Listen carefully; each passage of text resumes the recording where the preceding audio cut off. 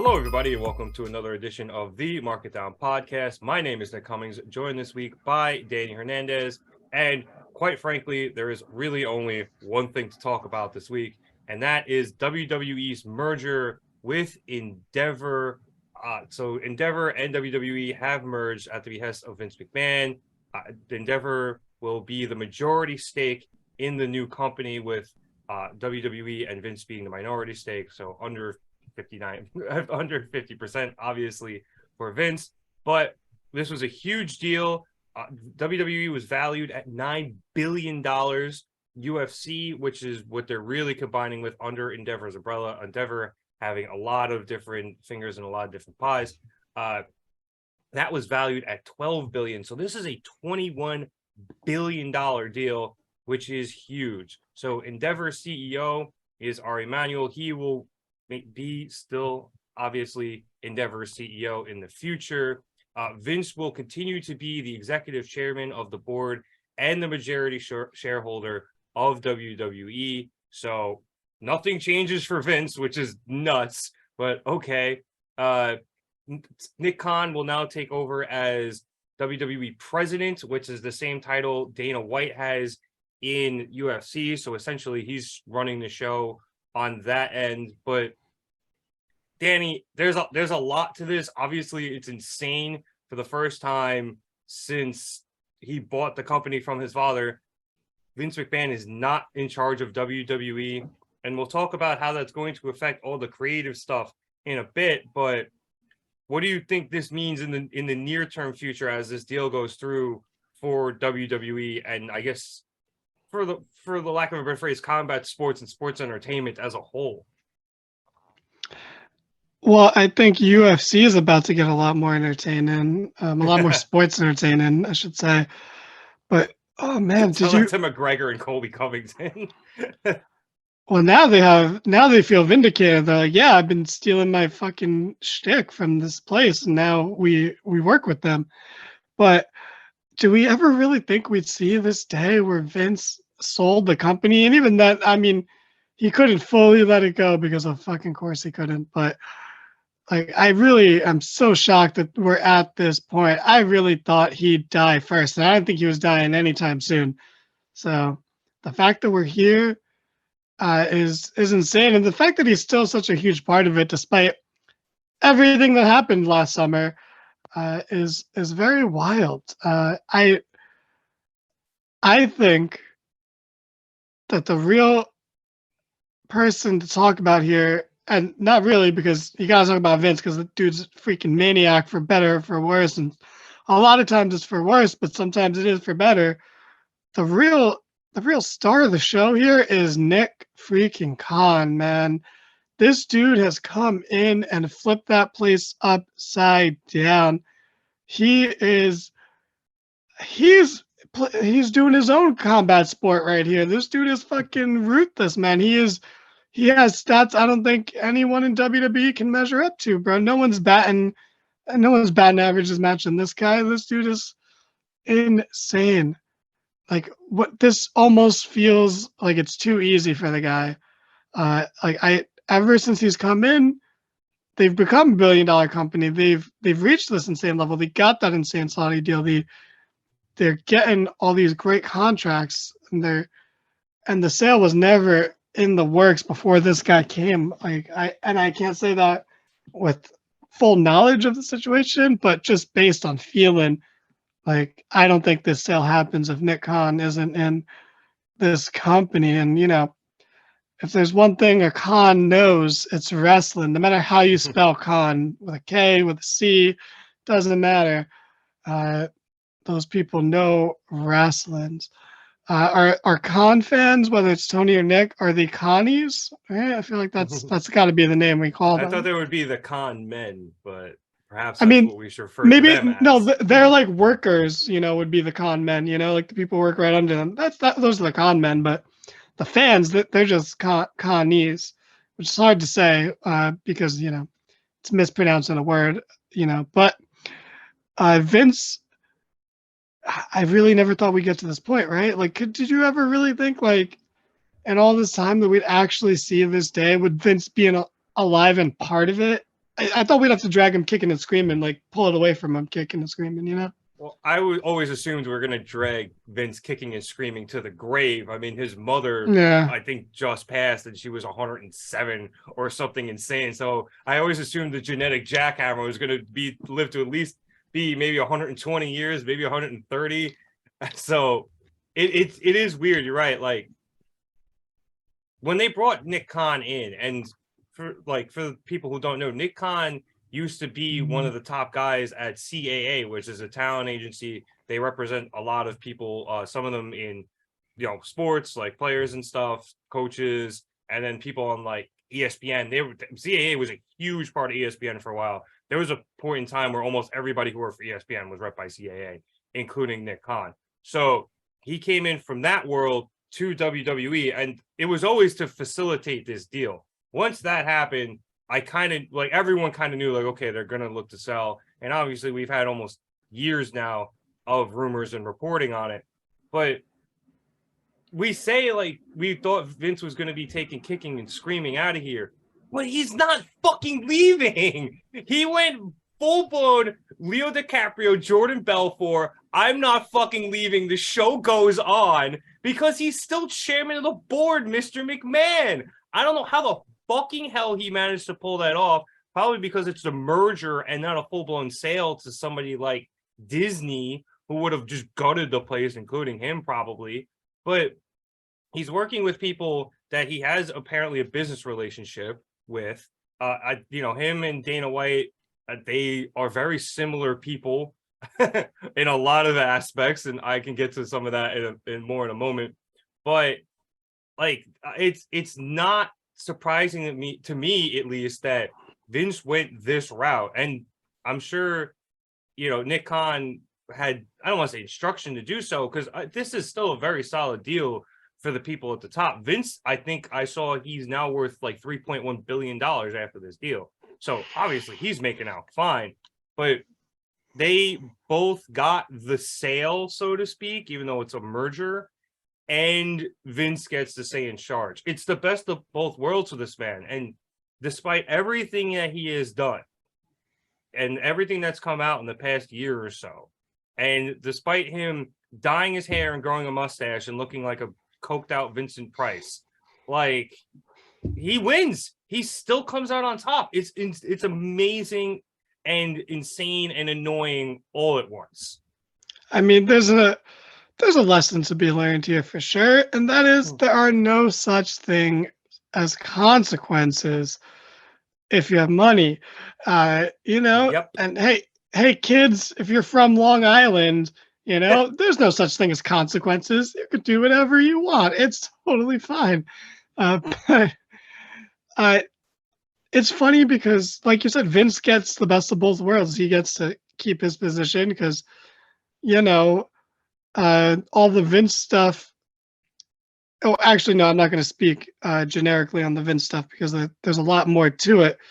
But like Dana White was on video slapping his fucking wife, and then started the show about slapping and faced no consequences from Endeavor. So obviously, I don't think they're going to care too much about Vince, and that's a whole nother issue in and of itself and a can of worms that maybe we don't want to open.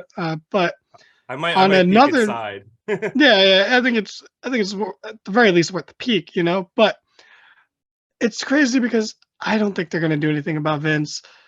But because it's a merger, other people that work in the office are going to get fired. Like there's going to be so many redundancies, like the people who work with sponsors. It's like, well, Endeavor has people that do that, so why do you need WWE's people that do that?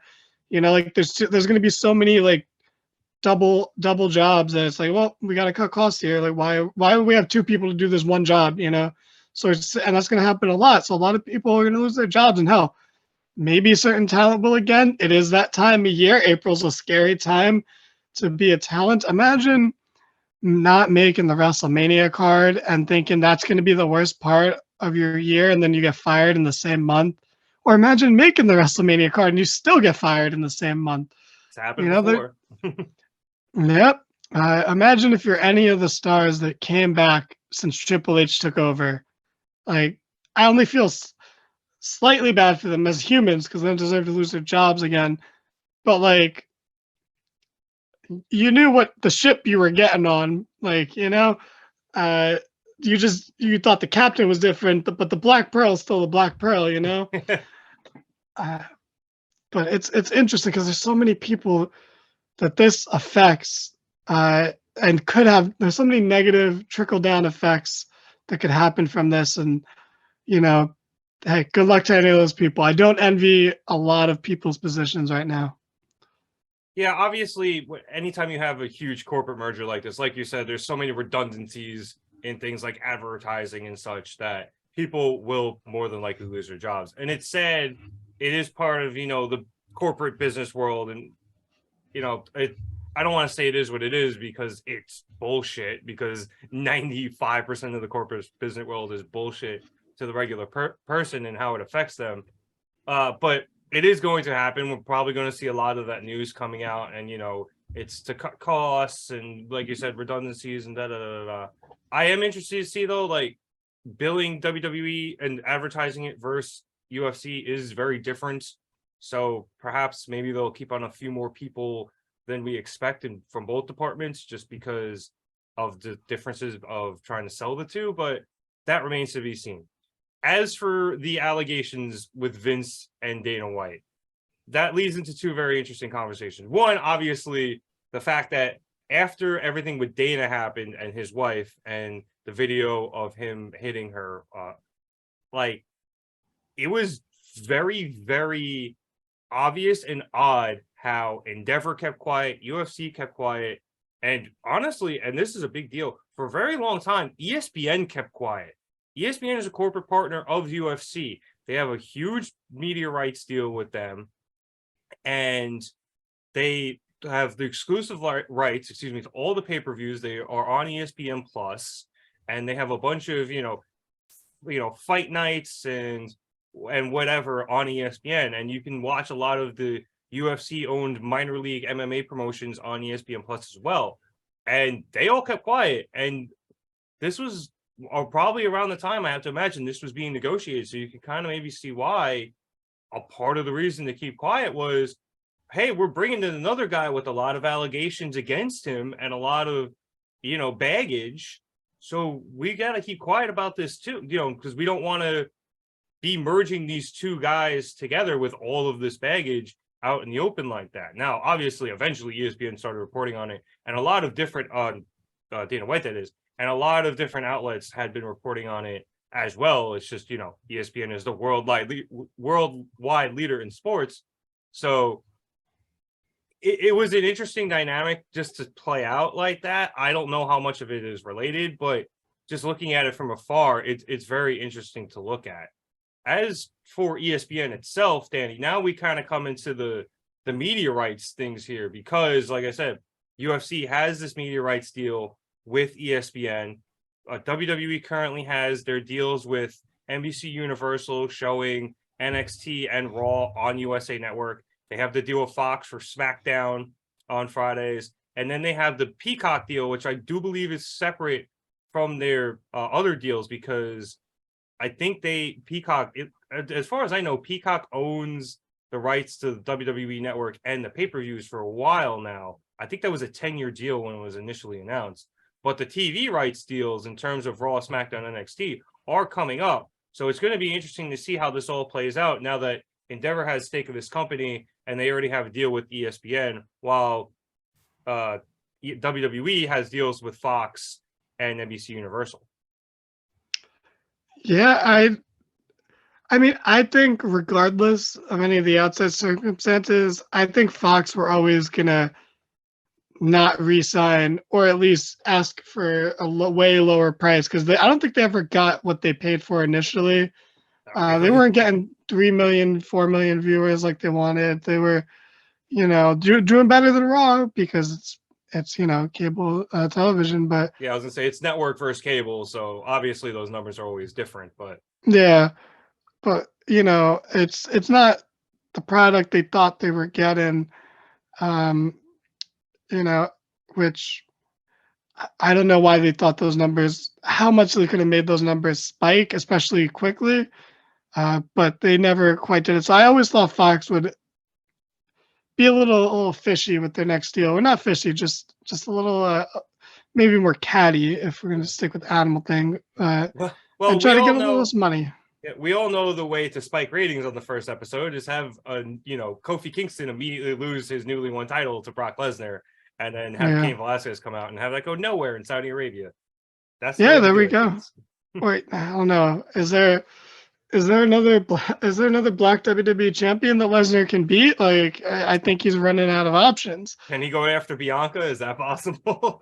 I wouldn't rule it out. I wouldn't rule it out at this point. Their title Oh, has he's been going on no, for a he's going long after time. Cody right now. I know Cody's not champion, but Yeah, but he Cody did solved solve racism. Yeah, so it counts. and that's why Brock turned heel. Oh, it all makes sense. It There works we go. out.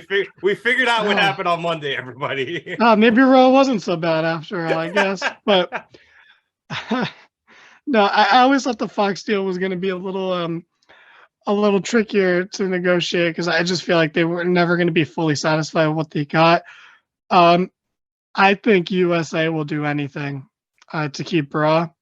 I think they love having Raw. I think they've loved having Raw. It doesn't matter how low those ratings go.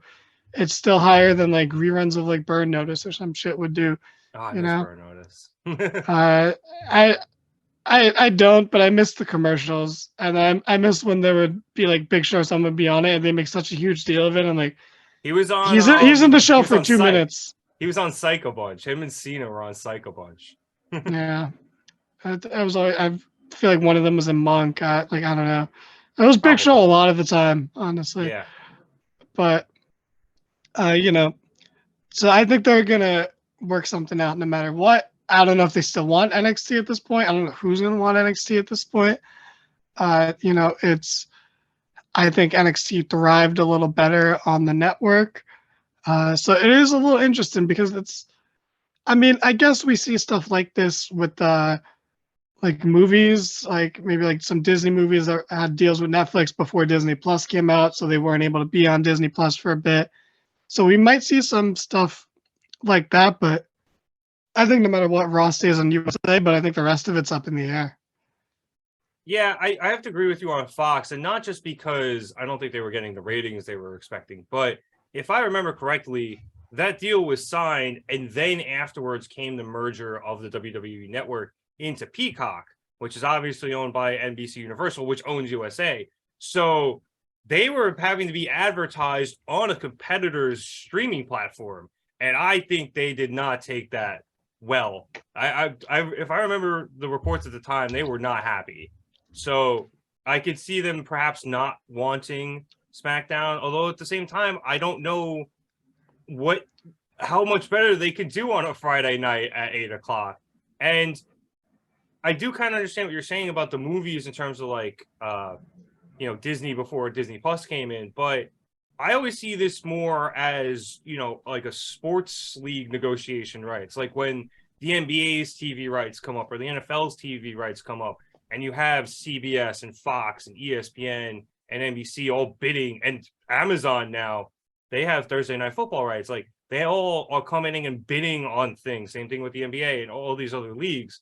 I mean, I see that happening again, but perhaps you're right. Like maybe Fox doesn't want in. I don't think a company or a channel like CBS would want in on that. I don't know where they would put it. I don't think they would want that type of stuff on Channel 2 on CBS. It's Channel 2 in New York. I just call everything by the numbers. Yeah, Sam. You know what I mean? I don't know if NBC Universal wants to put it on NBC, cable, the network, so they keep it on USA. But WWE has had such a long running partnership with USA. I know they left for a while and they went to Spike TV, and now they've come back. And I think from what I've read, going through old observers, shout out to the Observer Ryan guy on Squared Circle, WWE didn't like their time when they went to Spike, and they went back to USA, and they've had such a good time there. I think as long as the price is right, they'll probably go back there. But I am curious to see what ESPN does as a partner of UFC, and now this new company, which is being billed as one thing on the stock market, it's going under the stock, I don't know what they're called, stock tags or whatever, but it's going under TKO. Like it's one entity now. So I don't know how that's going to play off of ESPN, ESPN Plus, but they're not going to, either way, ESPN's not getting the pay-per-view rights. The one thing I am concerned about in terms of pay-per-view, now that I mention it, UFC's pay-per-view model is once a month, maybe twice a month, depending on how often they run cards, and it's $80 a card. Now, and I would desperately hope at the end of this Peacock deal, and whenever that is, maybe they can worm their way out of it. I have no idea, but I would really hope we don't go back to that, because I think people love having the network, and I know now it's on Peacock, but I think people always love having the network. Getting the pay-per-views and everything with it for $10 a month is phenomenal. And if you go back to charging $70, $80, $90 for a pay-per-view, especially if it's on top of the network, I think you're going to lose a lot of viewers that way. A lot of people are going to be hitting the high seas to watch these pay-per-views. Oh my God. Yeah, they cannot go back to that type of event price point. It will never work. They just will, no one will watch them. No one will buy them. Like, it's, especially now the way they do, you're going to have this in the part-time era. You're going to have Reigns only show up on the big four and sell a fucking $80 B pay-per-view. Like, no way. Get the fuck out of here, bro. We ain't paying that much to watch the Usos super kick everyone. Like, that's fucking ridiculous. Also, I could put it like this. I am one of many, many people that did not watch every WWE pay-per-view because I can't pay at the time like $50 a month for each show and like $60 for WrestleMania. And then when the network came out, I'm like, oh, this is great. I will watch every pay-per-view now. And that's when I truly started watching all of them. I got the network. Yeah.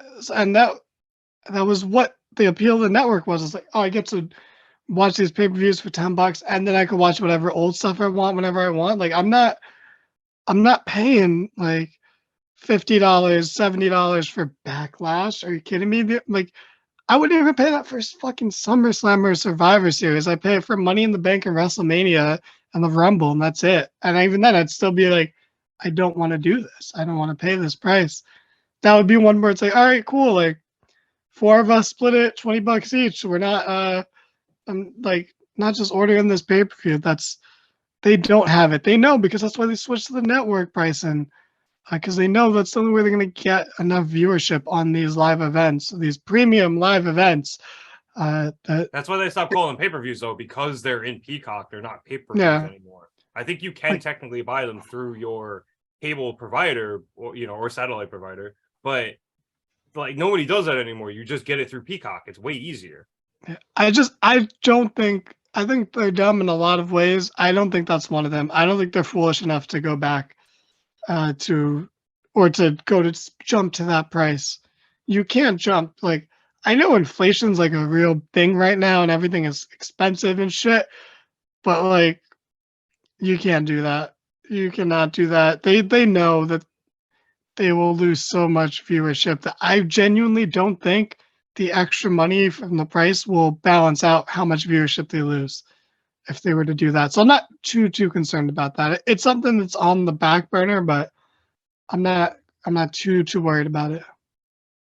My bigger concern personally is them trying to do both, keeping the keeping the network the way it is, and then trying to then charge on top of that, which would be ludicrous.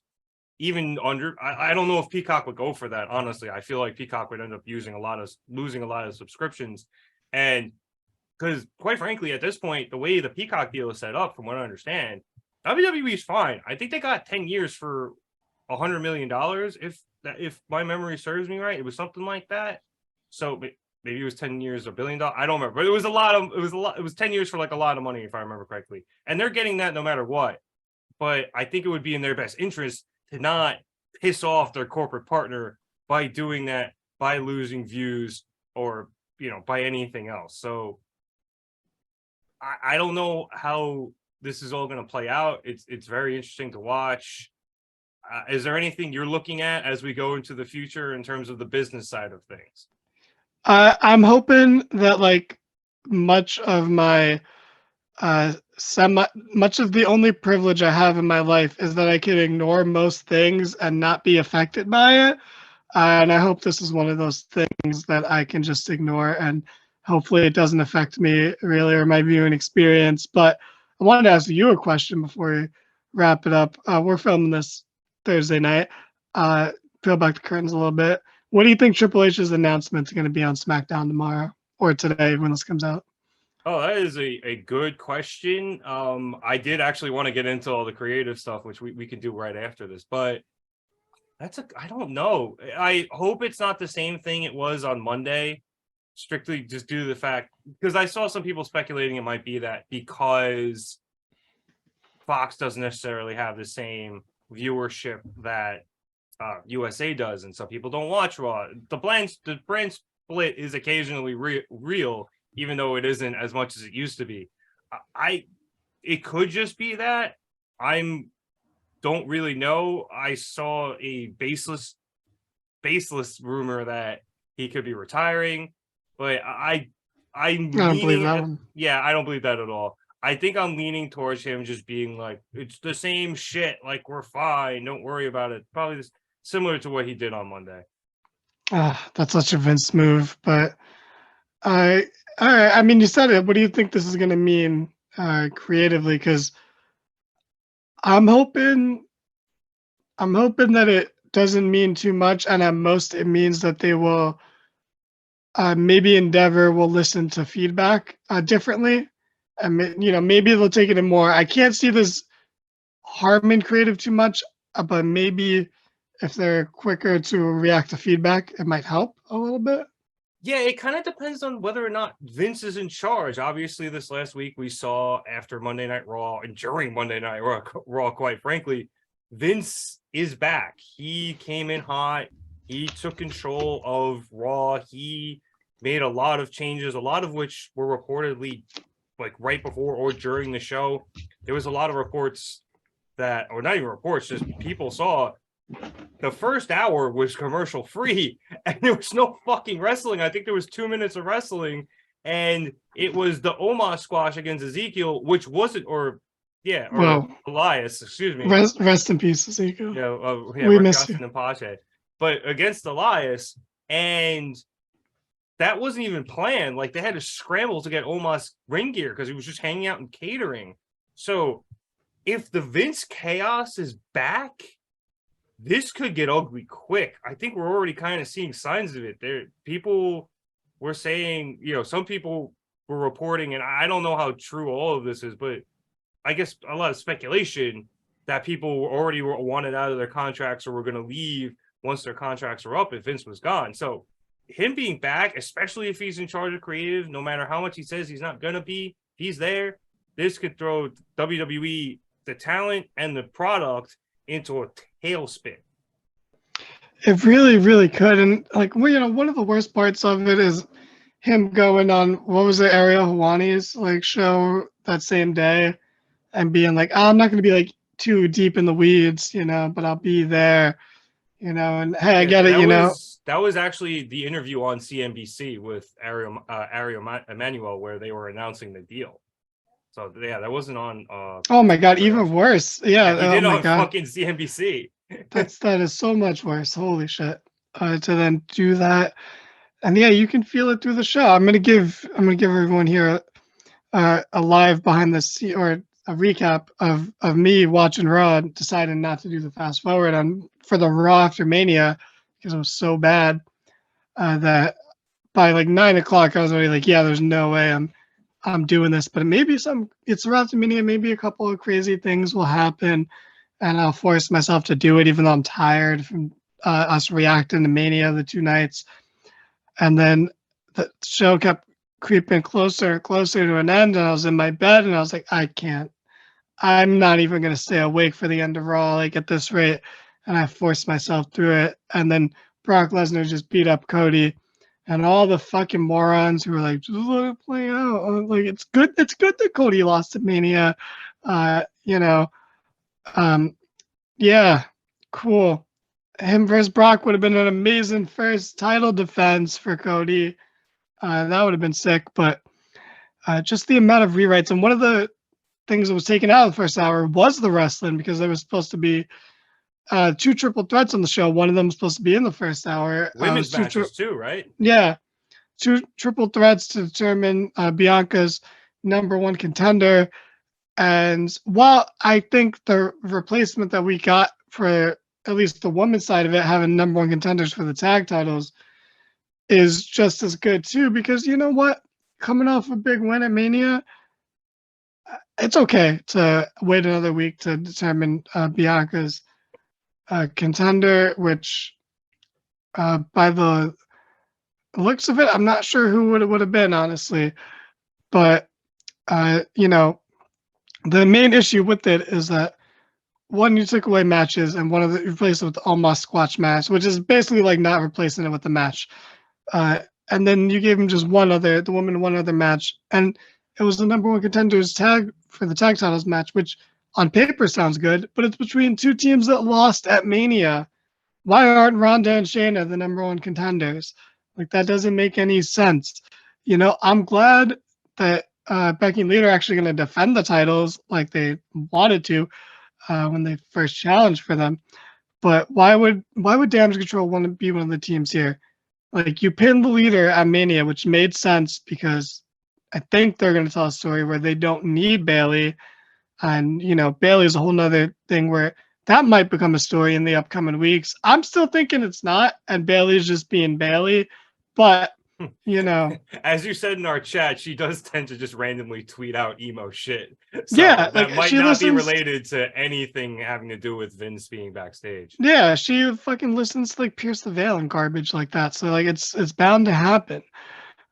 You know, I'm sure she listens to Saraya's boyfriend's band. But I'm just saying that her posts were in line with what she was posting before Mania, before all the Vince stuff, or, you know, before we knew about the Vince stuff. And maybe they knew, I don't know. But why would you have Damage Control coming off a loss in a match where it's like, it's a lose-lose, because they either lose and they lose again, or they win and it's a feud that's just happening again. So putting them in there was just a lose-lose situation, and they lost in that case. But so now it's Raquel and Liv versus them. So just have them win the tag match at Mania, because the tag match didn't mean anything. So why couldn't it have just meant have them win? And that's fine. Like, that's cool. But then I feel like that also throws the SmackDown plans into disarray, because Rhea and Raquel had a stare down as Raquel was walking past her, which is cool, because you know what? One thing I'll say with Rhea is that they're doing a lot of teasing for future matches. So you had those 2 stare downs with Becky, like when Becky first came back, and we have not seen them sniff each other since then. She had the interaction with Bianca on Monday where, you know, they teased the idea of a title unification, but not in any way where it's like, that's going to happen right now. That was very much a, hey, we'll come back around to this in the future. Like, if we're still both champs 6 months from now, we'll see how things go. They've been teasing that for a while, and that's why we all thought Rhea was going to pick Bianca, and then she fucking picked Charlotte. But which worked out for her. It did not work out for Oscar or Bianca. Who, hey, from what I've seen, a lot of people actually really enjoyed their match more than we did, and we enjoyed it. But like, good match, shit ending, which was the majority of night too, and shit build too. Yeah, which is the majority of WrestleMania. But. Yeah, but I think you can also start looking at night 2, and a lot of people, you know, whether or not it's true, they're looking at night 2 and being like, "Oh, that was Vince's night. Like, Vince picked all of this because they did the sale and they finalized it, and he ended up calling all the shots again, as opposed to night 1 where it was Triple H's night and he called all those shots." And I don't know, maybe, but it even if it's not true, it's coming off that way. And you go from that to the obvious mucking about by Vince on the Raw after Mania, and you can see why these talent are concerned. And you mentioned the people that Triple H hired back once he got control of creative, and when Vince left there for a short time, which was far too short.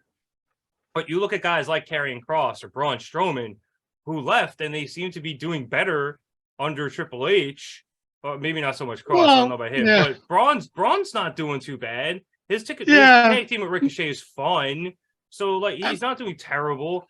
It's just, but even then, like guys that Vince caught, that Trips brought brought back, like they're probably looking at this situation like, are we on the chopping block again now that this kooky old man is back in charge?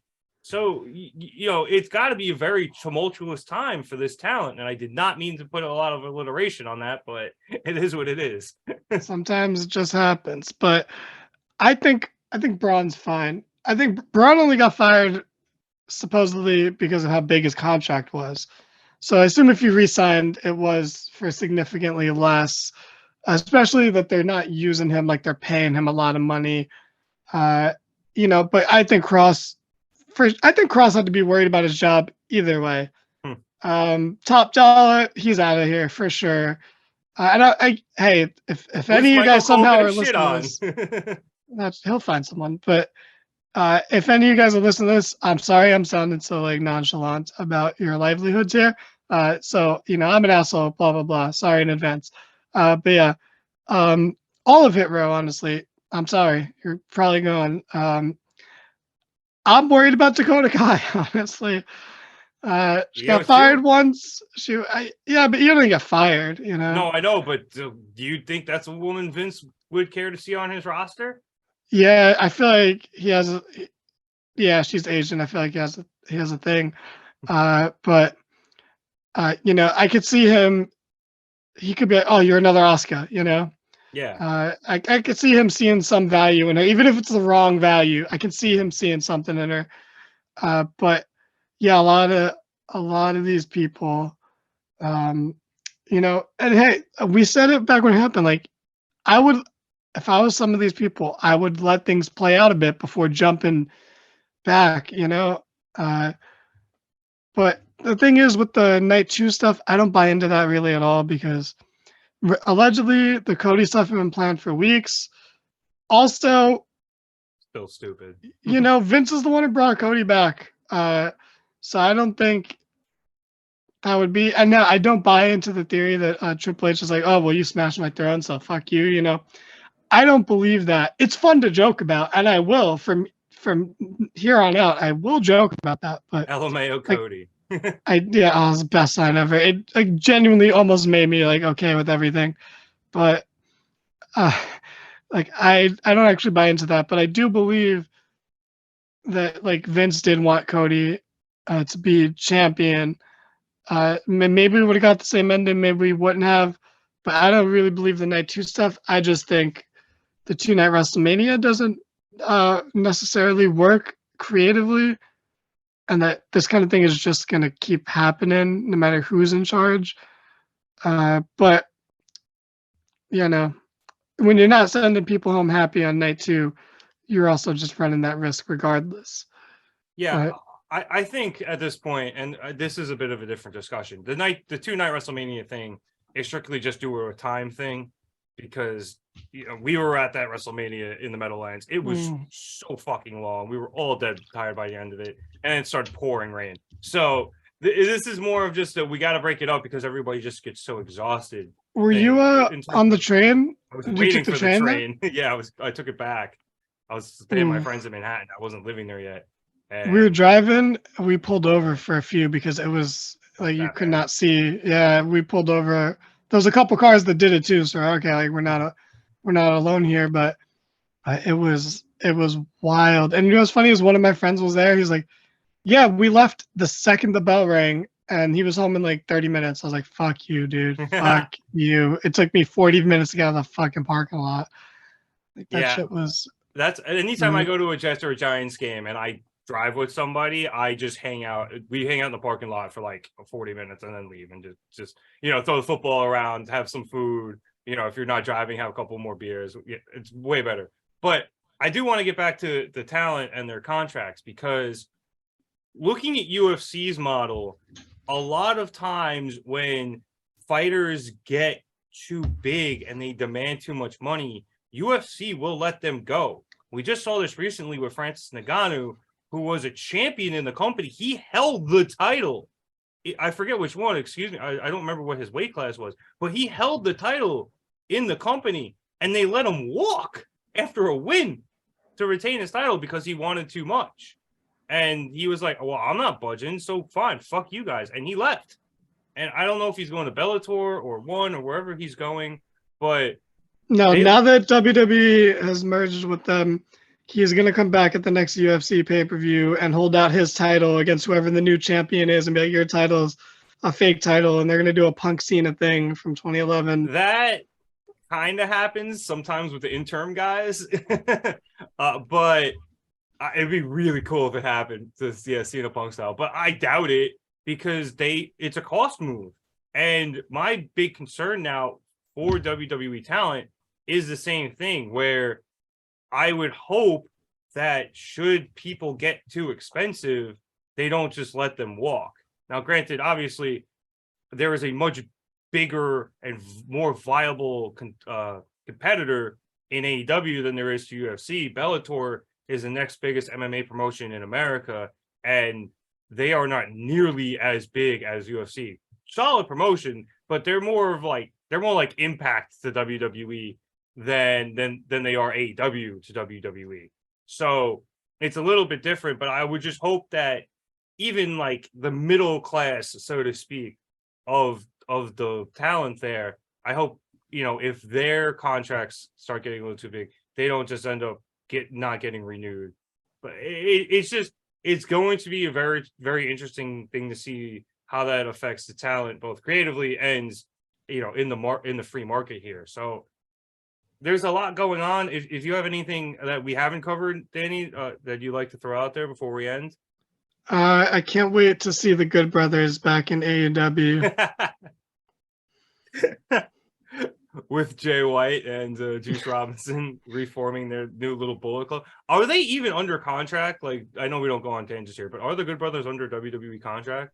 Yeah, they came back in the fall to do the Judgment Day Bullet Club feud, and then AJ got hurt, and they're like, "Well, you guys are literally nothing without AJ, so we can't put you on TV." So they've just been eating catering. They were in the Andre. That's about it. Oh, I would say they have been on TV. I wasn't even sure. I was gonna say Carl. No, literally just that time, since like they've been on TV maybe twice since November. I was gonna say Carl Anderson like lost a Neverweight Open Championship in Japan and then just never showed up on WWE. That would be funny. Those poor guys, they really like being there, but there doesn't like having them. Yeah, it's weird. They're in a weird spot, man. In any company they go to, where they could do well in Ring of Honor, possibly, but who knows? But that's another discussion for another time. Obviously, everything that's going on with this merger, it's technically not officially done yet. I think I read it's going to be done near November. So a lot more news will be coming out of this. Both, it takes months for big deals like this to go through. Hell, the SEC, I imagine, still has to approve it. So there's a chance they don't. I doubt they will. I mean, they've put through more motherfucking deals that resemble monopolies than this one. And these are technically two different areas. So I doubt they'll block this. But again, that's something we are going to have to see. So like I said, this is an ongoing story. There will be a lot of news coming out of this, both on the business end and in creative. We'll see if Vince is still in charge. Even, come Friday Night SmackDown, which after we put this episode out, should be later tonight. We'll see if he's in charge next week. We'll see if he gets into the day-to-day minutia. Maybe he was just, there on Monday because it was the Raw after WrestleMania and he was just there and he doesn't want to go to the Iowas and the Montanas of the world. We'll find out. Either way, we will continue to report it. And if you would like to hear all of the news and our opinions on it, be sure to like and subscribe to us here at the Market Down Podcast. Like I said, we have new episodes. They're normally on Thursdays, but we had a bump a day of recording. James isn't here. It kind of throws everything off. He is on assignment. He was at WrestleMania. And like I said, on our AEW Live, which you can catch every Wednesday after AEW, we have sent him now to London to go check out all the people's opinions now that All In is going there, which is awesome. If you would like our opinions on that, go check out our AEW show from last night. Wednesday night now. And you can catch all of our thoughts on that there. Well, can I just say that James is, it's almost like Billy on the street, except it's Jimmy on the street. He's He was going up and asking questions to random strangers on the street, sometimes offering them $1 or so. It's going to be a fun time. Name a woman. That's one of my favorite bits from Billy on the Street ever. But yeah, hopefully James could get it. That'd be really funny if you. I told him, I was like, go do man on the street stuff in Los Angeles and just talk to wrestling people. I don't think he did any, but it would be cool. We gotta send like me or you one year to WrestleMania. I'll get drunk and talk to random people on the street. I don't give a fuck. I mean, it's in Philly, so I guess we can do it next time. Oh, yeah, we just take the train down, hop on what you call it, the Amtrak. Anyway, yeah, so be sure to check out content there. We have Danny's Raw Fast Forwards when Raw doesn't suck on Mondays. Chad is back doing NXT reviews on Tuesdays because apparently NXT. We'll see how long that lasts. Yeah, we'll see. But NXT is apparently doing a little bit better. And when James does return, he will have Gympact of Honor on Thursdays, which is his review of both Impact and Ring of Honor because he couldn't pick one, so he's got to do both. If you want to check us out on social media, be sure to check out all the links in the description below: Facebook, Twitter, Instagram, and TikTok. Danny's on the Instagram. He's got a lot of good memes. You can check me out mostly on Twitter during pay-per-views. Chad hops in there sometimes too, and I'll usually live tweet all of them. It's a really good time over there as well. I think that's it, Danny. So for Danny Hernandez, my name is Nick Cummings. Thank you so much for watching us here at the Market Down Podcast. We hope to see you next time, and have a good one, everyone. Let's go Mets. Oh, God, don't get me started. We don't have enough time.